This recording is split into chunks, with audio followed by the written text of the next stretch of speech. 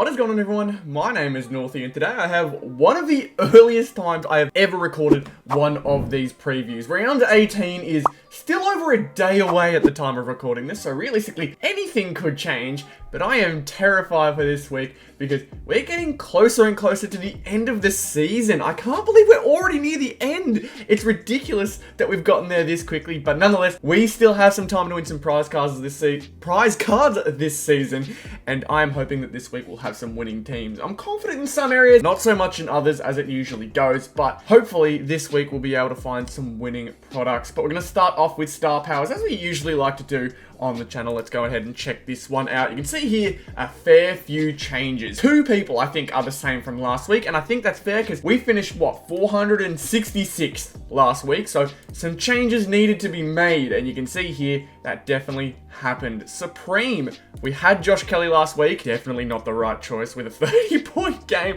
To be fair, he was tagged. It was pretty difficult for him to get open, but I would have liked to see him still break through. Unfortunate that it didn't happen. Zach Merritt has been really good for the Bombers as of late, and I'm hoping that he keeps up that consistency going into this next one. But Supreme, as well as Mighty Mids especially, has been electric over the last couple of weeks that I've noticed. Loads of 100 plus point performances, if not very close. So I'm hopeful that we'll be able to get a 100-point performance. But not only just that, find the best one, because with these silver game modes and these like smaller game modes with less cards, you do not get much wiggle room. You have to basically be spot on in order to get to this top 10. You can see here last week, 552 was the amount that you needed to get, which means everyone needed to be over 100. You can see here, it was very tough to get it in the sharpshooters, but if you had like a Zach Merritt or a Jack Steele, someone who was that far over 100, you would have been pretty much fine. You can see here though, Hayden Young is our pickup this week. Fremantle, I believe, are up against Collingwood. So this is a game where the backmen are definitely going to be needed, and I'm hopeful that Hayden Young gets his possessions. That's what I'm really banking on for this one. Marks, tackles, don't expect any goals from him, but I'm expecting him to get his hands on the ball. Unfortunately, the likes of Luke Ryan, who I thought would have been in Teamcoach, is not in Teamcoach, so I can't pick him up in any of my teams. I guess it's a positive and a negative for everyone, because then no one can use him, but nonetheless, he's not there. I've got Cam Zerha in as my sharpshooters player. You can see, again, no 100-plus point players. The only way you'll really see one is if they have an absolutely monster week, and that was like Tex Walker when he kicked 10. Usually people who kick around 6 goals, or if they're just out and about towards the forward line. You can see Jamie Elliott likes to get his hands on the ball, but he kicked 4, which is why he gets himself to 80. It's just very hard to find the right player in this game mode, and I'm hoping that Zerha maybe gets pushed up the ground a little bit and gets himself a bit of hands on the ball, kicks a couple goals here and there. It will be really helpful for the team. We've stuck with Nick Dacos because Nick Dacos has just continuously been really good this season. Hopefully he doesn't have as quiet of a start as he did, because you can see all these other players really didn't have that much of a quiet game either, and still managing to beat him quite convincingly. And then Sam Doherty remains the most consistent and enjoyable player to watch, I think. Tom Liberatore can beat him on the occasion, but Sam Doherty as of late has just remained the better player. Rory Sloane can be surprising sometimes. Toby Green, when he can get involved in the game, has himself some amazing scores. Dylan Shield, I'm not sure how he'll go.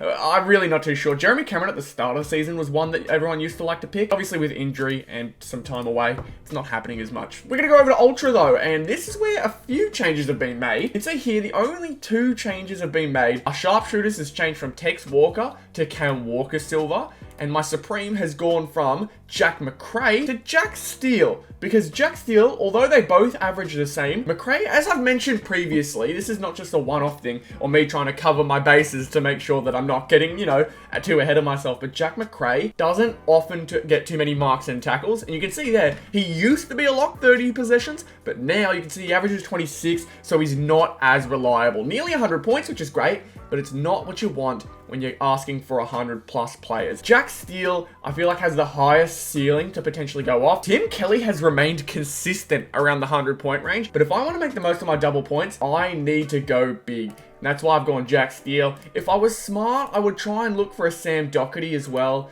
Try and look for a 2 double points Sam Doherty card to maybe chuck in. But as it seems to be, I've had no luck with my star powers picks this year. And I'm just hopeful that Tom Green, 69 points last week was just not what I expected. The only GWS player that really played out of their skin was Stephen Cornelio. And guess what? I have Stephen Cornelio. Where is he? He's not in sharpshooters. Is he in mighty mids? There he is. He was the best mighty mid. I have his double points and I just didn't pick him, which, to be fair, I don't think many people would have, but he was there, he was an option, and it didn't work out for us as our ladder. Shows us with over 700 points, which isn't a terrible effort, but 158, clearly nowhere near the top 20 that gets you a card. So, unfortunately, not a great week there either. That was star powers, though. I'm kind of confident with silver. I'm hopeful that with silver, we can use the reliability that the players bring, but ultra, I'm never too confident with ultra, because I'm always scared that all it takes is one bad game from a double points player and it ruins my week. So we're going to ignore that for the moment and go over to top team. Top team, this is what our top 4 is looking like. Richmond's midfield is really up for the test here with West Coast. I've chucked in Taranto in hopes that maybe he can have this week that he bounces back to his ridiculously good form that he had earlier on in the year. You can see he averages 128, but over the last 2 to 3 weeks, he hasn't really seen much possession, much ball, much effectiveness, and it's really starting to frustrate me. Chucked him in the top 18 a couple times, and he's just let me down. But considering he is up against a fairly easier opponent, I used Lachie Neale last week, and Lachie Neale got me a good performance, so I'm hoping Taranto can do much of the same. Got him in with defenders and forwards staying the same. Why? Because those two won the week last week, and I don't see any reason why we shouldn't be using him again. Goulden often gets himself on ball and on the wing, and Dawson very much the same, much more on ball, gets himself involved. However, the big surprise for myself this week is I'm using Tim English again as my ruckman. You can see last week with the ruckman didn't go my way very well. You can see Rowan Marshall by far was the best. Tim English, the one I picked, the one I thought I could rely on the most, didn't really perform to the standard I was hoping for. However, I did mention in the review for last week, we need to look for more mismatches when it comes to ruck, because ruck can be one of the most important positions, especially in top 4, when it makes up an entire category and can potentially decide whether you win a prize card in this mode or not. Ruck 94, although he had a poor performance last week, my hope is that this week they are up against Sydney's Tom Hickey, and Tim English will be able to do his thing there. Obviously, it all comes down to whether he can get himself possession and get himself a lot of the football in his hands, because that's exactly why Rowan Marshall did so well. Only the 15 hit-outs, but 30 disposals and 10 marks. That is ridiculous for a ruckman. Tim English, he's up against Tom Hickey, so I'm hoping he can go a bit higher than his regular average hit-out percentage, because Tom Hickey, for some reason, just struggles a lot this year. Only the 17, average of 26. Tim English hopefully will be able to beat him out, but it's all about possession for Tim English. Marks, disposals, all of that is the most important for him. And I've just noticed that when they're up against Sydney, or when any team is up against Sydney, they have themselves a pretty good game. You can see here, Toby Nankervis was the most recent one. He got himself 113, which is not a bad effort whatsoever. Rowan Marshall just had the most incredible game alongside Jack Steele, and they still couldn't pull off the win. That's the craziest part, but that is top 4. Last week, got the funny number. We were very close last week. Again, I mentioned we had 2 of the best players for the week in our lineup, but it was our ruck being, sorry, not our ruck. Well, it was our ruck, but I'm talking more about midfield specifically. We had Lachie Neale, when Zach Merritt and Jack Steele both kind of added 20 points on top of that, and like I mentioned, where ruck can sometimes win or lose the week for you, and I think this week, Tim English, unfortunately, was the reason why we couldn't pull ahead. You can see there, if we had picked Rowan Marshall, add another 50 points to this, definitely would have seen us hit the top 10, but unlucky that it's just one choice. Even if we had Lachie Neale in, we could have gone up just a bit further. It's all got to be so on point if you want to win these, and it's really frustrating sometimes, but you also have to understand that you got to get lucky. I got pretty lucky last year. I think I came first once before in this game mode. So it's all about picking people at the right time, and it's very tough to do so when you can only pick 4 different players. That's when it makes it really difficult. But top 18, this is what we're looking like this week. A few changes. Not going to make the same mistake. I've chucked in Caleb Daniel over Nick Vlosten. They do play against West Coast, and for some reason, Backman against West Coast just managed to get themselves involved as a late. I'm hoping Vlosten, considering I'm taking him out, I'm hoping that he doesn't do too well. But I've chucked in Caleb Daniel because he's definitely going to be needed. I can't remember who they're playing against, but he averages 103 and he's been playing pretty well over the entire season. You can see our backline. We basically take up the majority of the average players, and then Hayden Young, who I mentioned before, he's probably going to be getting his hands on the ball a lot this week because my head's in the way. Yeah, Jack Sinclair and Jordan Dawson are down here. Those are two of our other players, but Hayden Young, he's going to need to grab the ball a lot, get involved with the play a lot in order to do well against this Collingwood side. Nick Dacos, Sam Doherty, obviously in there as well. They've just been the usuals for me. Midfields, we had Taranto in our top 4. He is in our top 18 as well. Lockie Neal, after a good week, we'll keep him in there too. Rosie, although he didn't have his greatest week, still got over 100. I'm not too mad at that performance. Bont, I'm hoping he can have himself another really good one too, averaging 121. You can't go too wrong with that. And Zach Merritt is in this week, I believe, instead of Brayshaw. I don't know if it was Brayshaw or not. I can't remember off the top of my head right now. But Merritt, after his really big performance and his great form just throughout the second half of the season so far, Zach Merritt gets himself a spot in the team. Now, forward is where we get really interesting. We got screwed over with the double West Coast pick when we picked 2 Brisbane players to try and capitalize over West Coast. We had Zach Bailey and Joe Danaher. Joe didn't kick a single goal, and Zach Bailey only kicked the one with 70-ish points, which is fine, I guess. But when you're coming up against the best of the best in this one, you need to go ahead and pick the best you can possibly do. Jay Gresham is probably the biggest surprise pick, because I didn't really expect to find him in this lineup ever this year, but he's been having some pretty good games here and there over the last half of the season. I don't know if he'll get terribly involved in this game. Who they're playing against? They're playing against Gold Coast, so like maybe they can pull it off, but they are at Gold Coast, at Heritage Bank Arena or Stadium, I can't remember. It is going to be an away game and maybe a little difficult for Jade to get involved, but the hope is he does kicks a couple goals as he has there and gets himself to some disposal. You can see averaging 7 more than he usually does. 24 is pretty good for a forward. If you can get in the over 90s, I will be happy. I will be absolutely fine. If everyone in my forward line gets over 90, that is a successful forward line. Shea Bolton had a really good week. 107 last week. Obviously, when you're on the ball, it's very helpful, but no goals. If he can do the same this week and add a goal or 2 here and there, that'd be ideal. They are up against West Coast as well. Maybe we see some good capitalization there too. Golden stays in.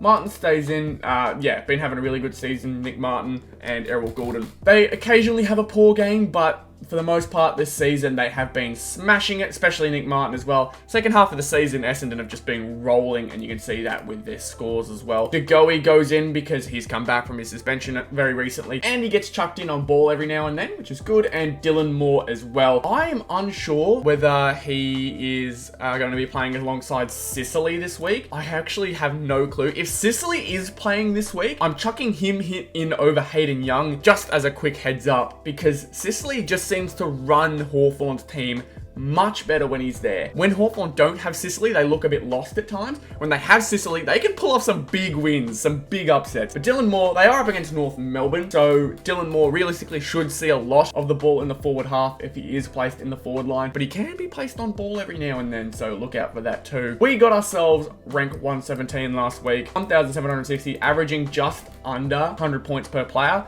And in this game mode, you have to at least average over 100 points per player if you want to get yourself a prize card, or you don't end up getting anything. It sucks, but that's the way it goes. That is all we've got though for the games. Hopefully you enjoyed that explanation. We're going to go to the tips now. Adelaide versus GWS. This one is at Adelaide, I believe, and I can't stop tipping Adelaide at Adelaide. They just seem to step it up there. You'd hope that they do it again against GWS, although GWS 4 in a row, I think it was mentioned. They could pick them off, but I'm going to go Adelaide there. Then we got Carlton versus Port. Port have looked a little vulnerable over their win streak, but as long as they're winning, you can't not pick them. Again, 2 matchups here that could easily go the other way, purely based on how good the lower side has been as of late. GWS have looked really good, maybe could pick off Adelaide. Carlton have actually been looking really good and are looking to try and burst themselves into finals with a win over Port. That would be huge for them. Collingwood versus Freo should be pretty simple.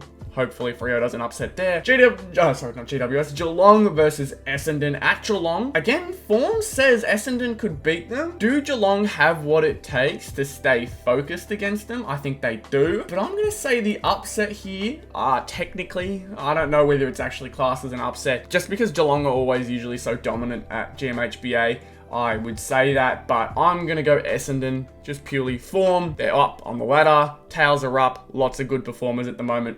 Essendon could take it. Gold Coast versus the Saints. I'm going to tip St Kilda here. It really could be a home side thing where Gold Coast at home just played a better form of football, but Gold Coast lost their coach. Although the interim coach, I don't know, curse? I guess it's a curse for St Kilda. But the usual trend is that an interim coach's first game under helm, they usually win. It's happened to North Melbourne. I've seen Lee Adams do it. I've seen Alistair Clarkson do it. I've seen loads of coaches do it. It could happen. I'm going to say St Kilda are strong enough to hold them off though. Melbourne versus Brisbane. I'm going to say Brisbane. This is, I believe, a rematch of it wasn't the prelim final. Was it the semi-final? I think it was the semi-final last year where Brisbane managed to top them off to get themselves to the prelim. North versus Hawthorn. I am going to unfortunately tip Hawthorn.